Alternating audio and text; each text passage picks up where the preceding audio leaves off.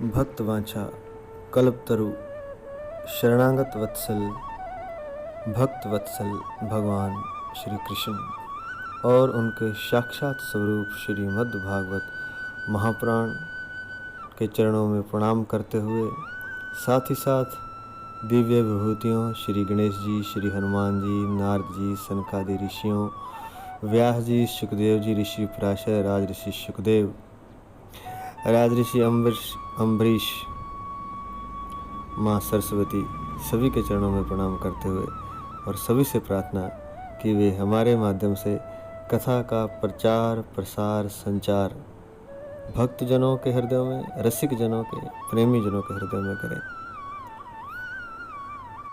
सच्चिदानंद रूपाय विश्वोत्पत्त्यादि Hathaway तापत्रय विनाशाय श्रीकृष्णाय वयं नुमः, श्रीकृष्णाय वयं नुमः।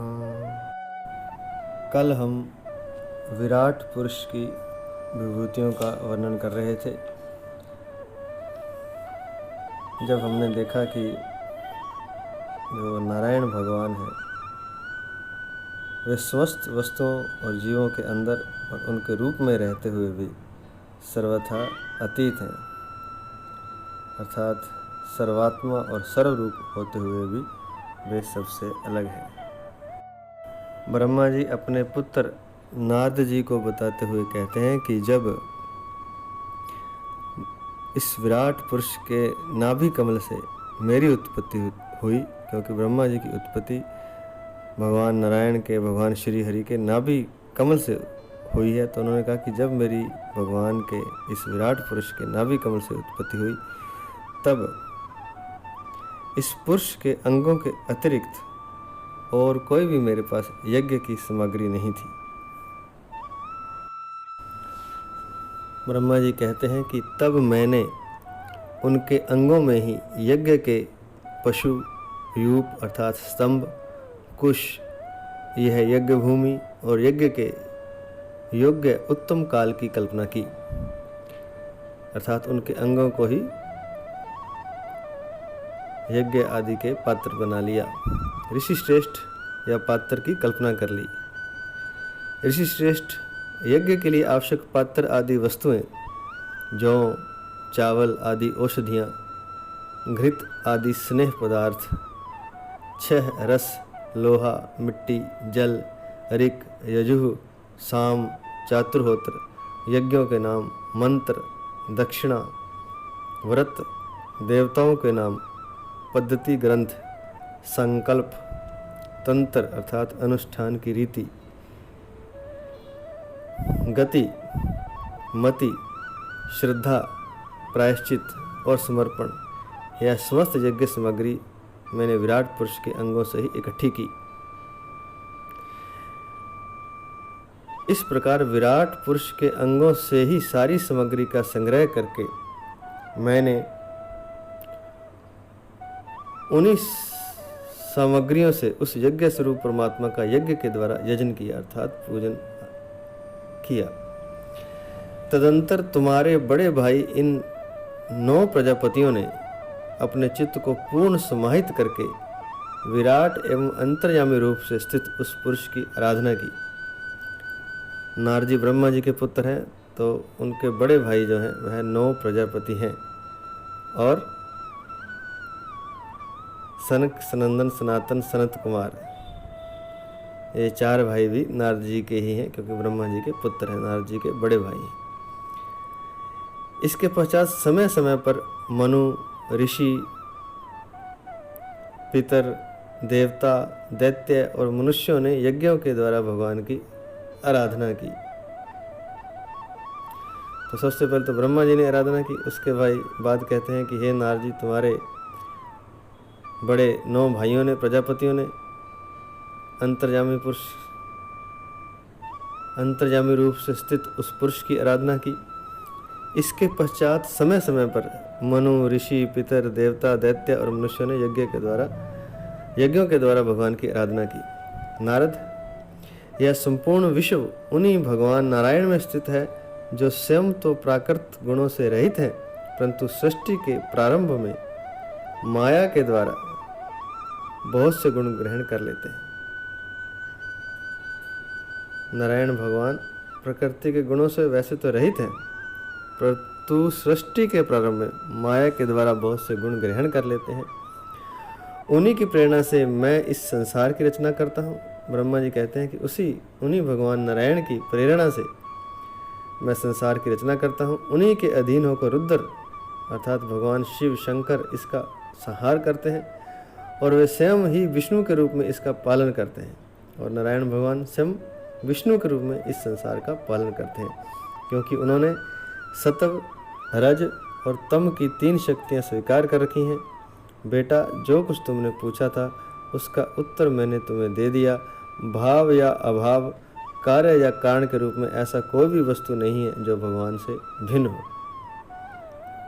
कहते हैं कि भाव हो चाहे अभाव भी भगवान ही है, भाव भी भगवान ही है, कार्य भी वही है, कारण के रूप में सब जगह वही भगवान है, भगवान से भिन्न कुछ भी नहीं है। प्यारे नारद, मैं प्रेम पूर्ण एवं उत्कंठित हृदय से भगवान के स्मरण में लगा रहता हूँ। इसी से मेरी वाणी कभी असत्य होती नहीं दिखती। बहुत अच्छी बात बता रहे हैं। ब्रह्मा जी कहते हैं कि जो मैं कहता हूँ वही सत्य हो जाता है। उसका कारण ये है कि मैं हमेशा प्रेम से और खुशी खुशी उत्कंठित हृदय से भगवान के स्मरण में लगा रहता हूँ। मेरा मन कभी असत्य संकल्प नहीं करता और मेरी इंद्रियां भी कभी मर्यादा का उल्लंघन करके कुमार्ग में नहीं जाती। मैं वेद मूर्ति हूँ। ब्रह्मा जी कहते हैं मेरा जीवन तपस्या में है। बड़े बड़े प्रजापति मेरी वंदना करते हैं और मैं उनका स्वामी हूँ। पहले मैंने बड़ी निष्ठा से योग का सर्वांग अनुष्ठान किया था, परंतु मैं अपने मूल कारण परमात्मा के स्वरूप को नहीं जान सका। कहने का तात्पर्य कि योग का चाहे सर्वांग अनुष्ठान भी कर दिया जाए तो भी परमात्मा को नहीं जाना जा सकता, क्योंकि वे तो एकमात्र भक्ति से ही प्राप्त होते हैं। कहने का तात्पर्य यह है कि योग से भगवान नहीं प्राप्त होते, भक्ति से ही प्राप्त होते हैं। उनका मूल कारण जो है वह भक्ति से ही जाना जाता है। मैं तो परम मंगलमय एवं शरण आए हुए भक्तों को जन्म मृत्यु से छुड़ाने वाले परम कल्याण स्वरूप भगवान के चरणों को ही नमस्कार करता हूँ। उनकी माया शक्ति अपार है। जैसे आकाश अपने अंत को नहीं जानता, वैसे ही वे भी अपनी महिमा का विस्तार नहीं जानते। ब्रह्मा जी कहते हैं कि मैं भी भगवान के चरणों को ही नमस्कार करता हूँ। उनकी माया शक्ति अपार है। आकाश की तरह वे स्वयं ही नहीं जानते कि उनकी महिमा कितनी है। ऐसी स्थिति में दूसरे तो उनका पार पा ही कैसे सकते हैं। मैं, मेरे पुत्र तुम अर्थात नारद जी और शंकर जी भी उनके सत्य स्वरूप को नहीं जानते, तब दूसरे देवता तो उन्हें जान ही कैसे सकते हैं। हम सब इस प्रकार मोहित हो रहे हैं कि उनकी माया के द्वारा रचे हुए जगत को भी ठीक ठीक नहीं समझ सकते। अपनी अपनी बुद्धि के अनुसार ही अटकलें लगाते रहते हैं। हम लोग केवल जिनके अवतार की लीलाओं का गान ही करते रहते हैं, उनके तत्व को नहीं जानते। उन भगवान के श्री चरणों में मैं नमस्कार करता हूँ। यस्यावतार कर्माणि गायन्ति ह्यस्मदादयः न यं विदन्ति तत्त्वेन तस्मै भगवते नमः। अर्थात उनके श्री चरणों में मैं नमस्कार करता हूँ। वे अजन्मा एवं पुरुषोत्तम है। प्रत्येक कल्प में वे स्वयं अपने आप की सृष्टि करते हैं, रक्षा करते हैं और संहार कर लेते हैं। वे भगवान स्वयं ही अपने आप में ही अपने आप की सृष्टि कर लेते हैं और रक्षा भी करते हैं, सृष्टि की उसका संहार भी करते हैं, फिर नया जन्म भी देते हैं। वे माया के लेश से रहित केवल ज्ञान स्वरूप हैं और अंतरात्मा के रूप में एक रस स्थित है। तो माया उनको छू नहीं सकती, केवल मात्र वे ज्ञान है, सच्चिदानंद रूपाय, और अंतरात्मा के रूप में एक रस स्थित है और सबके अंदर आत्मा के रूप में है, अंतरात्मा के रूप में, और सब में सेम ही है। सभी जीव जंतुओं में दूसरे में कोई आत्मा अलग नहीं है। जो मेरे में है वही चींटी में है, वही हाथी में है, वही घोड़े में, वही दूसरे मनुष्य में है। इसलिए उस एक को जान लेता है जो अंतरात्मा को, जो कि सब में समान है, तो उसने सब कुछ जान लिया। तो कहते हैं कि अंतरात्मक रूप में एक रस स्थित हैं, वे तीनों काल में सत्य एवं परिपूर्ण है, न उनका आदि है न अंत है। तीनों गुणों से रहित सनातन एवं अद्वितीय हैं। नारद महात्मा लोग जिस समय अपने अंतःकरण, इंद्रिय और शरीर को शांत कर लेते हैं उस समय उनका साक्षात करते हैं, परंतु जब असत पुरुषों के द्वारा कुतर्कों का जाल बिछाकर उनको ढक दिया जाता है तब उनके दर्शन नहीं हो पाते। तो जब महात्मा लोग क्या करते हैं, अंतःकरण को, इंद्रियों को और शरीर को जब पूरी तरह शांत कर लेते हैं, शुद्ध कर लेते हैं, शांत कर लेते हैं, तब उनका साक्षात्कार कर सकते हैं। परंतु जब असत्य पुरुषों के द्वारा कुतर्कों का जाल बिछाकर उनको ढक दिया जाता है तब उनके दर्शन नहीं हो पाते, तब उनके दर्शन नहीं हो पाते। परमात्मा का पहला अवतार विराट पुरुष है।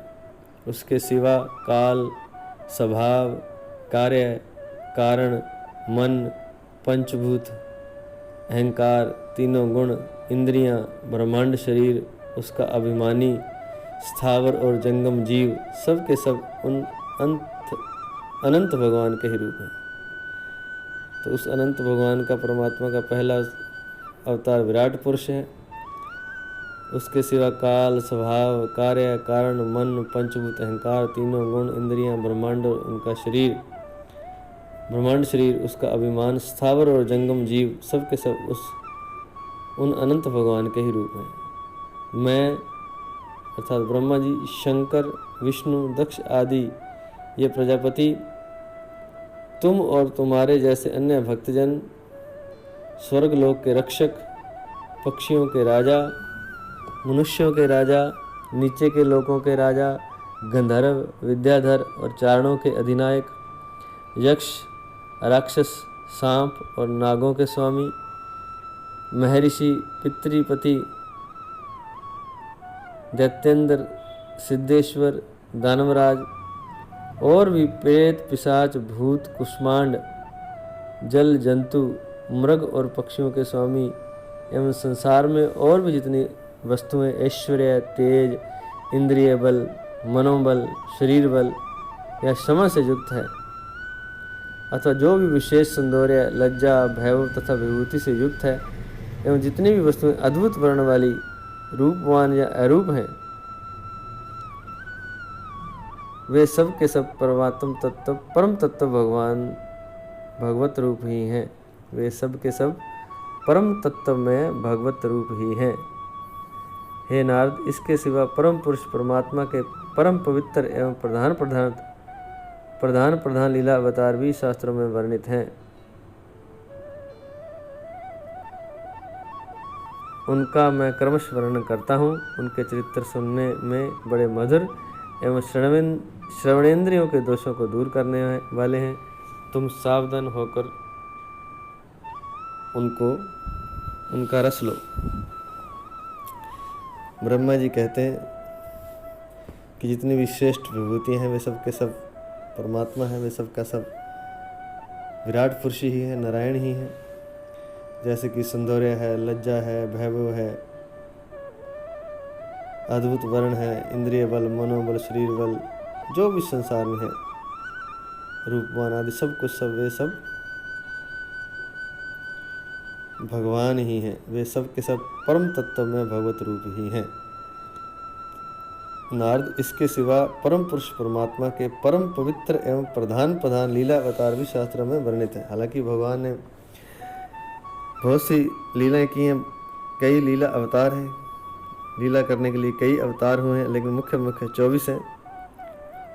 तो उनका भी शास्त्रों में वर्णन है। तो कहते हैं कि हे नारद जी, उनका मैं क्रमशः वर्णन करता हूँ। उनके चरित्र सुनने में बड़े मधुर हैं। भगवान के चरित्र सुनने में, भगवान नारायण के चरित्र सुनने में बड़े मधुर हैं एवं श्रवण इंद्रियों के दोषों को दूर करने वाले हैं। कानों के जितने दोष हैं उनको दूर कर देते हैं। सबसे पहले कानों का दोष क्या है? पर निंदा, पर चर्चा, ये कानों का दोष है। दूसरे की निंदा सुन के बड़ा रस आता है कान को, और किसी की प्रशंसा की जाए तो जल्दी से कान स्वीकार नहीं करता है। कान के माध्यम से ही शब्द भीतर जाते हैं।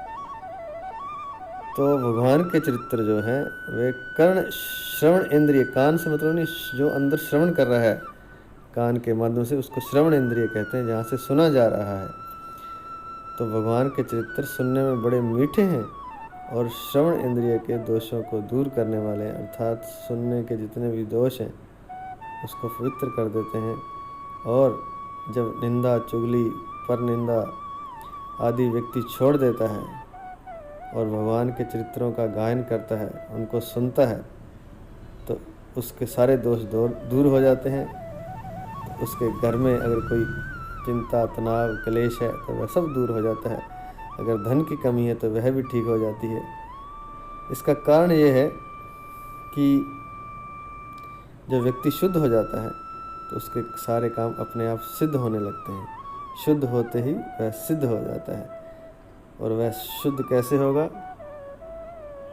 वह होगा कानों से, अगर वह भगवान के चरित्र सुनता है।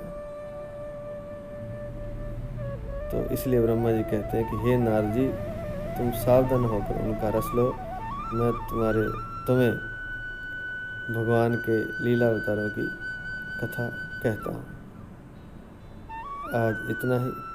इति श्रीमद्भागवते महापुराणे परमहंस्यां संहितायां द्वितीय स्कंदे षष्ठो अध्याय, अर्थात छठा अध्याय यहाँ द्वितीय स्कंद का श्रीमद्भागवत महापुराण, जो कि परमहंसों की संहिता है, का द्वितीय स्कंद का छठा अध्याय यहाँ पूर्ण होता है।